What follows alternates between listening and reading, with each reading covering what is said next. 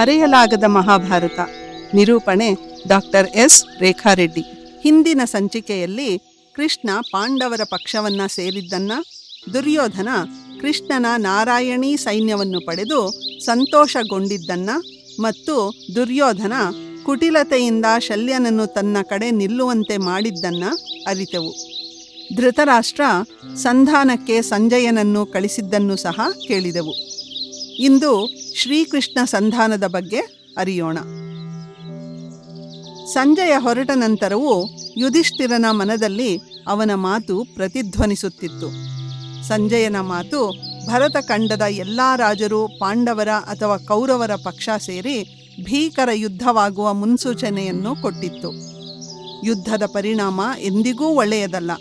ಅಣ್ಣ ತಮ್ಮಂದಿರನ್ನು, ಬಂಧು ಬಾಂಧವರನ್ನು ಕಳೆದುಕೊಂಡ ಮೇಲೆ ಯಾವ ಸುಖಕ್ಕಾಗಿ ರಾಜ್ಯಭಾರ ಮಾಡುವುದು ಎಂದು ಯುಧಿಷ್ಠಿರ ಪರಿತಪಿಸಿದ. ಇದೇ ವ್ಯಸನದಲ್ಲಿ ಶ್ರೀಕೃಷ್ಣನನ್ನು ಕಂಡ ಯುಧಿಷ್ಠಿರ, ಪರಮಾತ್ಮ, ನಿನ್ನ ಕೈಯಲ್ಲಿ ಆಗದೇ ಇರುವಂತಹದು ಈ ಜಗತ್ತಿನಲ್ಲಿ ಏನಿದೆ? ನೀನು ಮನಸ್ಸು ಮಾಡಿದರೆ ಈ ಯುದ್ಧವನ್ನು ನಿಲ್ಲಿಸಬಹುದು. ದಯವಿಟ್ಟು ಹಸ್ತಿನಾವತಿಗೆ ಹೋಗಿ ದುರ್ಯೋಧನನಿಗೆ ಅವನ ಸ್ನೇಹಿತರಿಗೆ ತಿಳಿ ಹೇಳಿ ಈ ಯುದ್ಧವನ್ನು ನಿಲ್ಲಿಸು ಎಂದು ಬೇಡಿಕೊಂಡ. ಭೀಮ ಸಹ ಶಾಂತವಾಗಿ, ಹೌದು ಕೃಷ್ಣ, ಯುದ್ಧ ಆಗದಂತೆ ನೋಡು ಎಂದ. ಕೃಷ್ಣ ನಸುನಕ್ಕು, ಭೀಮ, ಹಸ್ತಿನಾವತಿಯಲ್ಲಿ ನೀನು ಮಾಡಿದ ಪ್ರತಿಜ್ಞೆಗಳ ಗತಿಯೇನು? ಅವುಗಳನ್ನು ಮರೆತು ಬಿಟ್ಟೆಯಾ ಎಂದು ಛೇಡಿಸಿದ. ಭೀಮ ಕೆರಳಿ, ಇಲ್ಲ, ನಾನೆಂದಿಗೂ ಅದನ್ನು ಮರೆಯುವುದಿಲ್ಲ, ಯುದ್ಧ ಆಗಲಿ ಎಂದ ರೋಷದಿಂದ. ಅರ್ಜುನನಂತೂ, ಕೃಷ್ಣ, ನಿನಗೇನು ಸರಿ ಅನ್ನಿಸುತ್ತದೆಯೋ ಅದನ್ನು ಮಾಡು ಎಂದ. ಅವಳಿ ಸಹೋದರರಲ್ಲಿ ನಕುಲ ಯುದ್ಧ ಬೇಡವೆಂದರೆ ಸಹದೇವ ಕೃಷ್ಣನ ಸಂಧಾನ ವ್ಯರ್ಥವಾಗುತ್ತದೆಂದು, ಯುದ್ಧ ನಡೆದೇ ತೀರುತ್ತದೆಂದೂ ಹೇಳಿದ. ಕೃಷ್ಣ ದ್ರೌಪದಿಯನ್ನು ಕಂಡಾಗ ಪಾಂಚಾಲಿ, ಕೃಷ್ಣ, 13 ವರ್ಷಗಳಿಂದ ಬಿರುಬಿಟ್ಟ ಈ ನನ್ನ ಕೂದಲನ್ನು ನೋಡು. ಇದು ಆ ದುಶ್ಯಾಸನನ ರಕ್ತಕ್ಕಾಗಿ ಕಾಯುತ್ತಿದೆ. ಆ ಅಧಮರು ಈ ಭೂಮಿಯ ಮೇಲೆ ಇರಬಾರದು. ಯುದ್ಧವನ್ನು ತಪ್ಪಿಸಬೇಕು ಅಂತ ನಿನಗೆ ಅನ್ನಿಸಿದರೆ ನನ್ನ ಈ ವೇದನೆಯನ್ನು ನೆನೆಸಿಕೊ ಎಂದು ಅಲವತ್ತುಕೊಂಡಳು. ಕೃಷ್ಣ, ಯೋಚಿಸಬೇಡ ಪಾಂಚಾಲಿ, ಯುದ್ಧ ನಡೆದೇ ತೀರುತ್ತದೆ ಎಂದು ದ್ರೌಪದಿಯನ್ನು ಸಮಾಧಾನಪಡಿಸಿ ಹಸ್ತಿನಾವತಿಯ ದಾರಿ ಹಿಡಿದ. ಅವನೊಂದಿಗೆ ಸಾತ್ಯಕಿ ಮತ್ತು ಕೃತವರ್ಮರೂ ಹೊರಟರು. ಸಂಧಾನಕ್ಕೆ ಕೃಷ್ಣ ಬರುತ್ತಿರುವುದನ್ನು ತನ್ನ ಗುಪ್ತಚಾರರಿಂದ ದುರ್ಯೋಧನ ತಿಳಿದುಕೊಂಡ. ದಾರಿಯುದ್ದಕ್ಕೂ ಅವನ ಸ್ವಾಗತಕ್ಕಾಗಿ ಸಭಾಮಂಟಪಗಳನ್ನು, ಅವನ ಆಯಾಸವನ್ನು ಪರಿಹರಿಸುವುದಕ್ಕಾಗಿ ವಿಶ್ರಾಂತಿ ತಾಣಗಳನ್ನು ಕಟ್ಟಿಸಿದ. ಆದರೆ ಕೃಷ್ಣ ಅವುಗಳಲ್ಲಿ ಉಳಿಯದೆ, ಅಲ್ಲಿನ ಸತ್ಕಾರವನ್ನು ಪಡೆಯದೆ ಹಸ್ತಿನಾವತಿಯನ್ನು ಸೇರಿ ವಿದುರನ ಮನೆಯಲ್ಲಿ ಉಳಿದುಕೊಂಡ. ಕೃಷ್ಣ ಧೃತರಾಷ್ಟ್ರನಿಗೆ, ಭೀಷ್ಮ, ದ್ರೋಣರಿಗೆ ವಂದಿಸಿ, ಮಹಾರಾಜ, ನಿಮ್ಮ ಕುರುವಂಶ ಅತ್ಯಂತ ಶ್ರೇಷ್ಠವಾದ ವಂಶ. ನಿಮ್ಮ ವಂಶದ ಅಯು, ಪುರೂರವ, ಭರತರಂತಹ ಸರ್ವೋತ್ತಮ ರಾಜರು ಹಸ್ತಿನಾವತಿಯನ್ನು ಆಳಿದ್ದಾರೆ. ಅವರ ಧರ್ಮಶ್ರದ್ಧೆ, ಕರುಣೆ, ಅಹಿಂಸೆ, ಜ್ಞಾನ, ನಡತೆಗಳು ಲೋಕ ಪ್ರಸಿದ್ಧವಾಗಿವೆ. ಇಂತಹ ಕುಲದ ಹೆಸರನ್ನು ಕಾಪಾಡುವ ಭಾರ ಈಗ ನಿನ್ನ ಹೆಗಲ ಮೇಲೆ ಇದೆ. ನಿನ್ನ ಕುಲಕ್ಕೆ ಮಾರಕವಾಗಿ ಯಾರಾದರೂ ನಡೆದುಕೊಂಡರೆ ಅವರನ್ನು ಶಿಕ್ಷಿಸಿ ಸರಿಯಾದ ದಾರಿಗೆ ತರುವುದು ನಿನ್ನ ಕರ್ತವ್ಯ. ಈಗ ನಿನ್ನ ಮಕ್ಕಳು ಧರ್ಮದ ದಾರಿಯನ್ನು ಬಿಟ್ಟು ಅನ್ಯಾಯದ ದಾರಿಯನ್ನು ಹಿಡಿದಿದ್ದಾರೆ. ಅವರನ್ನು ಸರಿಯಾದ ದಾರಿಗೆ ತರುವುದು ನಿನ್ನ ಮುಖ್ಯವಾದ ಕೆಲಸ. ನೆನಪಿರಲಿ, ಈಗ ಪಾಂಡವರ ಸಾಮರ್ಥ್ಯ ಹೆಚ್ಚಾಗಿದೆ. ಈ 13 ವರ್ಷಗಳಲ್ಲಿ ಅವರೆಲ್ಲ ಅನೇಕ ಶಸ್ತ್ರಾಸ್ತ್ರಗಳನ್ನು ಸಂಪಾದಿಸಿದ್ದಾರೆ. ಶಿವನಿಂದ ಪಾಶುಪತಾಸ್ತ್ರವನ್ನು ಪಡೆದ ಅರ್ಜುನನಿಗೆ ಭೀಷ್ಮನಾಗಲಿ, ದ್ರೋಣನಾಗಲಿ, ಅಶ್ವತ್ಥಾಮ, ಕರ್ಣರಾಗಲಿ ಸರಿಸಾಟಿಯಲ್ಲ. ಯುದ್ಧವಾದರೆ ನೀನು ನಿನ್ನ ಮಕ್ಕಳೆಲ್ಲರನ್ನೂ ಕಳೆದುಕೊಳ್ಳುತ್ತೀಯ. ಹಸ್ತಿನಾವತಿಯ ಯುವಜನಾಂಗ ಯುದ್ಧದಲ್ಲಿ ಪ್ರಾಣವನ್ನು ಕಳೆದುಕೊಳ್ಳುತ್ತದೆ. ಹಸ್ತಿನಾವತಿ ಅವರ ತಂದೆ ತಾಯಿಯರ, ಹೆಂಡತಿಯರ ಆಕ್ರಂದನದಿಂದ ತುಂಬಿ ಹೋಗುತ್ತದೆ. ಭೀಮ ತನ್ನ ಪ್ರತಿಜ್ಞೆಯಂತೆ ನಿನ್ನ 100 ಜನ ಮಕ್ಕಳನ್ನು ಕೊಂದು ಹಾಕುತ್ತಾನೆ. ಅದಕ್ಕೆ ಅವಕಾಶವನ್ನು ಕೊಡಬೇಡ. ನಿನ್ನ ಮಗನಿಗೆ ತಿಳಿ ಹೇಳಿ ಪಾಂಡವರ ರಾಜ್ಯವನ್ನು ಮರಳಿಸು ಎಂದ. ಕೃಷ್ಣನ ಮಾತನ್ನು ಕೇಳಿ ಗಾಬರಿಗೊಂಡ ಧೃತರಾಷ್ಟ್ರ, ಅಯ್ಯೋ ಕೃಷ್ಣ, ನಾನೇನು ಮಾಡಲಿ? ನನ್ನ ಮಗ ನನ್ನ ಮಾತನ್ನು ಕೇಳುತ್ತಲೇ ಇಲ್ಲ. ಅವನ ತಾಯಿಯ ಕೈಯಲ್ಲಿ ಹೇಳಿಸುತ್ತೇನೆ, ಇರು, ಅವಳ ಮಾತನ್ನಾದರೂ ಕೇಳುತ್ತಾನೇನೋ ನೋಡೋಣ ಎಂದು, ಯಾರಲ್ಲಿ ಮಹಾರಾಣಿ ಗಾಂಧಾರಿಯನ್ನು ಸಭೆಗೆ ಬರಹೇಳಿ ಎಂದ. ಗಾಂಧಾರಿ ಸಭೆಗೆ ಬಂದು, ಮಗು ದುರ್ಯೋಧನ, ಈ ದ್ವೇಷವನ್ನು ಬಿಡು. ನಿನಗೆ ಅರ್ಧ ರಾಜ್ಯವನ್ನು ಕೊಡುವುದು ಇಷ್ಟವಿಲ್ಲದಿದ್ದರೆ ಅವರು ಕೇಳಿದ ಆ 5 ಹಳ್ಳಿಗಳನ್ನು ಕೊಟ್ಟು ನನ್ನ 100 ಮಕ್ಕಳನ್ನು ಉಳಿಸು ಎಂದು ದುರ್ಯೋಧನನನ್ನು ಬೇಡಿಕೊಂಡಳು. ದುರ್ಯೋಧನನಿಗೆ ಈ ಬುದ್ಧಿವಾದ ಹಿಡಿಸದೆ ತನ್ನ ಸಹಚರರಾದ ದುಶ್ಯಾಸನ, ಶಕುನಿ ಮತ್ತು ಕರ್ಣರೊಂದಿಗೆ ಸಭೆಯನ್ನು ಬಿಟ್ಟು ಹೊರಟು ಬಿಟ್ಟ. ಅಸಹಾಯಕತೆಯಿಂದ ಧೃತರಾಷ್ಟ್ರ ಬಡಬಡಿಸಿದ. ಕೃಷ್ಣ, ಮಹಾರಾಜ, ಒಂದು ಜೀವವನ್ನು ಉಳಿಸುವುದಕ್ಕೆ ಒಂದು ಅಂಗವನ್ನು ಕಳೆದುಕೊಳ್ಳುವುದು ಉಚಿತ. ಒಂದು ಕುಟುಂಬವನ್ನು ಉಳಿಸೋದಕ್ಕೆ ಮನೆಯಲ್ಲಿನ ಒಬ್ಬನನ್ನು ಬಲಿ ಕೊಡುವುದು ಒಳಿತು.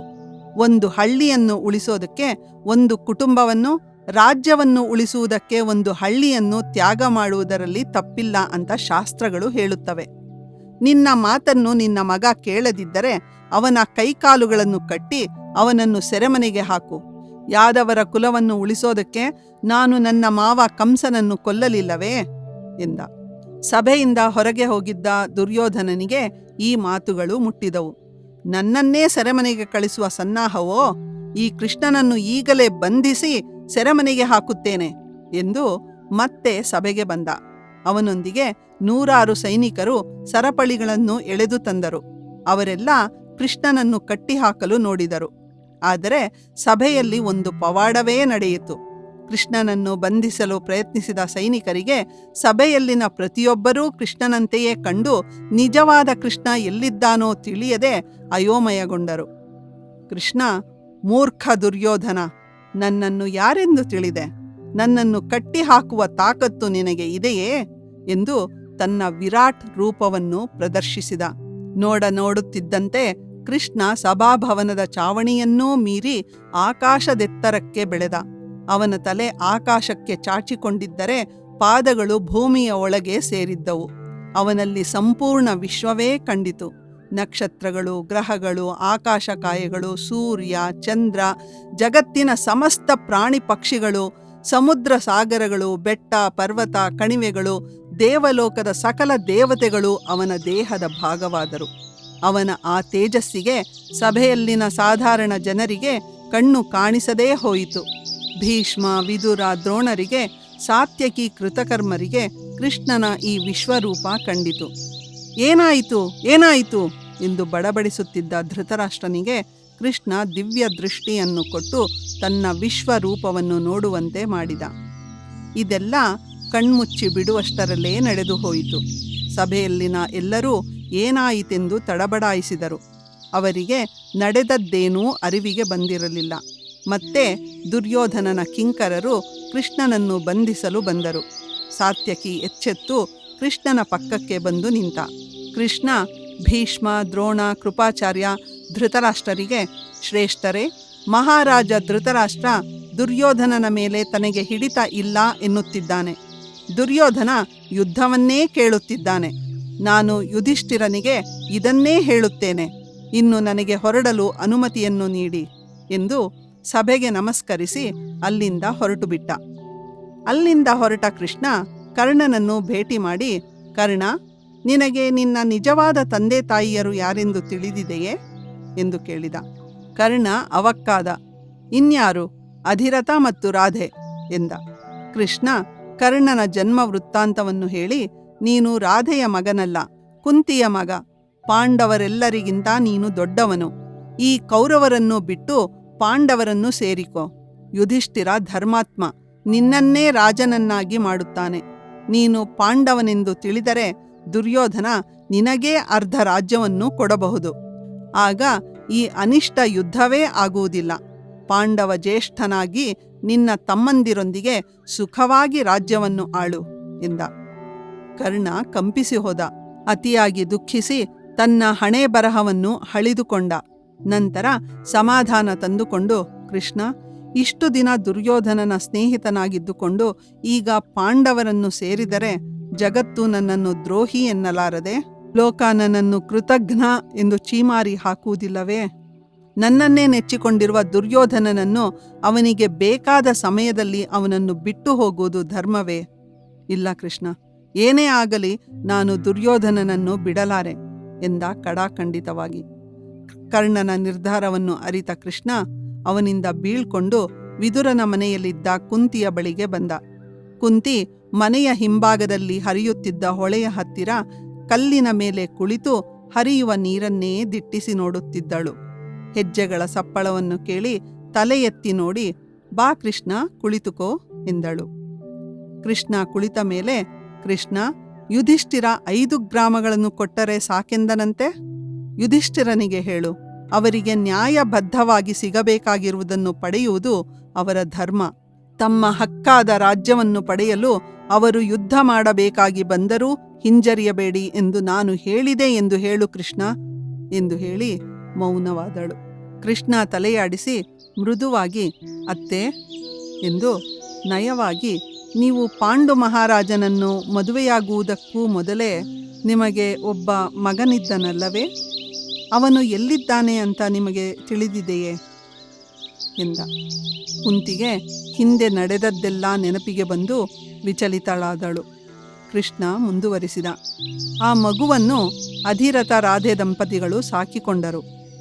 ಕುಂತಿಗೆ ತಕ್ಷಣ ರಾಜಕುಮಾರರು ತಮ್ಮ ಕೌಶಲ್ಯವನ್ನು ಪ್ರದರ್ಶಿಸಿದ ದಿನ ನೆನಪಿಗೆ ಬಂದು ಕರ್ಣನ ಮುಖ ಮನದ ಪಟಲದ ಮೇಲೆ ಮೂಡಿತು.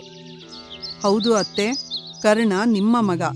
ಯುದ್ಧವಾದರೆ ಪಾಂಡವರ ಬಗ್ಗೆ ಮಮತೆಯನ್ನು ಹೊಂದಿರುವ ಭೀಷ್ಮ, ದ್ರೋಣರು ಪಾಂಡವರನ್ನು ಘಾಸಿಗೊಳಿಸಲಾರರು. ಆದರೆ ಅವರಂತೆ ಕರ್ಣ ಪಾಂಡವರನ್ನು ಕೊಲ್ಲದೇ ಬಿಡುತ್ತಾನೆಯೇ? ದುರ್ಯೋಧನನ ಸಹವಾಸದಿಂದ ಕರ್ಣ ಪಾಂಡವರ ಬಗ್ಗೆ ಅತಿಯಾದ ವೈಷಮ್ಯವನ್ನು ಬೆಳೆಸಿಕೊಂಡಿದ್ದಾನೆ. ಬಿಲ್ಲುಗಾರಿಕೆಯಲ್ಲಿ ಅರ್ಜುನನಿಗಿಂತ ಪ್ರಚಂಡನಾಗಿದ್ದಾನೆ. ಅತ್ತೆ, ಕರ್ಣನನ್ನು ಭೇಟಿಯಾಗಿ ಅವನನ್ನು ಪಾಂಡವರ ಪಕ್ಷ ಸೇರುವಂತೆ ಮನವೊಲಿಸಿ. ಚಿಕ್ಕ ಮಗುವಾಗಿದ್ದಾಗ ಅವನನ್ನು ನದಿ ಪಾಲು ಮಾಡಿ ಈಗ ನಾನು ಯಾವ ಮುಖ ಹೊತ್ತುಕೊಂಡು ಕರ್ಣನನ್ನು ಬೇಡಲಿ ಕೃಷ್ಣ ಎಂದು ಕುಂತಿ ಕಣ್ಣೀರಿಟ್ಟಳು. ಕೃಷ್ಣ, ಮುಜುಗರ ಪಡಬೇಡಿ ಅತ್ತೆ. ಪ್ರತಿದಿನ ಬೆಳಿಗ್ಗೆ ಗಂಗಾ ನದಿಗೆ ಸೂರ್ಯನಿಗೆ ಅರ್ಘ್ಯ ಕೊಡಲು ಕರ್ಣ ಬರುತ್ತಾನೆ. ನಾಳೆಯೇ ಅವನನ್ನು ಕಾಣಿ ಎಂದು ಹೇಳಿ ಉಪಪ್ಲವ್ಯಕ್ಕೆ ಹಿಂತಿರುಗಿದ. ಮುಂದಿನ ಸಂಚಿಕೆಯಲ್ಲಿ ಕುಂತಿ ಕರ್ಣನನ್ನು ಭೇಟಿಯಾಗಿದ್ದನ್ನ ಮತ್ತು ಇಂದ್ರ ಕರ್ಣನಿಂದ ಕವಚ ಕುಂಡಲಗಳನ್ನು ದಾನ ಪಡೆದದ್ದನ್ನ ಕೇಳೋಣ.